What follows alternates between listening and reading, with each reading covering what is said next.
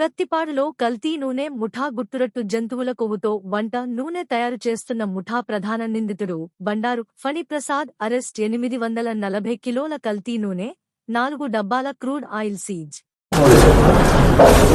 కాకినాడ జిల్లా ఎస్పీ గారు Shri G Bindu Madhav IPS వారు ఈ గోవధకు సంబంధించి కానీ అక్రమ రవాణాకు సంబంధించి కానీ లేకపోతే ఈ పశువులకు సంబంధించిన ఈ క్రొవ్వు పదార్థాలతో తయారు చేసే అక్రమ నూనెల వ్యవహారంలో చాలా కఠినంగా వ్యవహరిస్తూ మాకు ఆదేశాలు ఇవ్వడం వల్ల ప్రతిపాడు సిఐ గారు శ్రీ బి సూర్యాపరావు గారి ఆధ్వర్యంలో ప్రతిపాడు ఎస్ఐ గారు లక్ష్మీకాంతం గారికి వచ్చిన నమ్మకమైన సమాచారంతో ధర్మవరం గ్రామంలో రైడ్ చేయడం జరిగింది.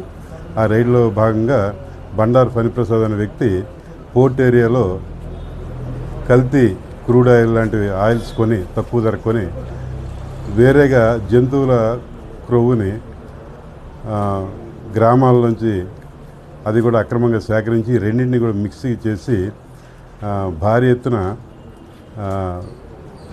మరిగించి ఆ మరిగించుకొచ్చిన ఏదైతే లిక్విడ్ ఉంటుందో దాన్ని ఒక నూనె కింద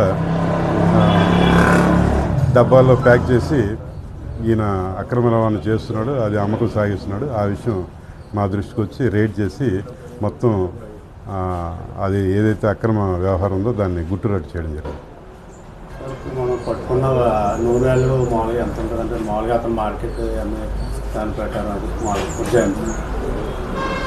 అంటే మార్కెట్ రేట్ కంటే సగం ధరకు అమ్ముతున్నట్టుగా తెలిసింది. నూనె ధర ఏదైతే ఉందో ఈ షాపుల వాళ్ళు కానీ లేకపోతే చిన్న చిన్న ఈ ఏవైతే హోటల్స్ డాబాలు ఉంటాయో తక్కువ రేటుకి వస్తుందని చెప్పేసి కొన్ని చోట్ల వాళ్ళు కూడా ఎక్కువ కుర్తిపడి ఎవరైతే ప్రజల యొక్క ఆరోగ్యాన్ని పణంగా పెట్టి వాళ్ళు ఈ రకంగా చేస్తున్నట్టుగా తెలిసింది.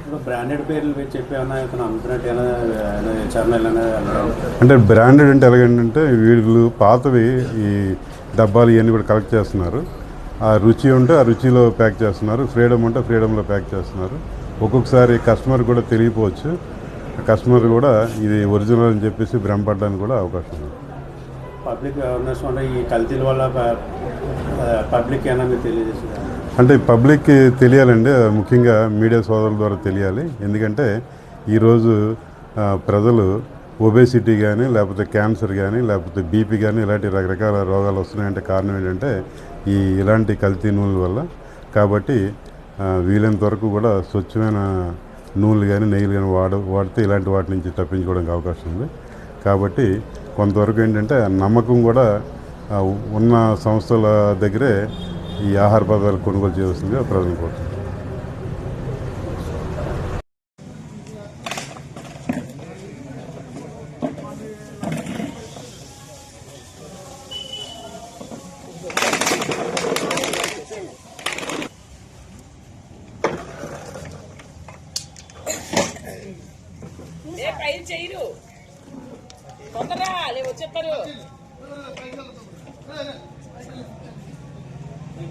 అనుభూతులతో రెస్టారెంట్కి వెళ్తాం.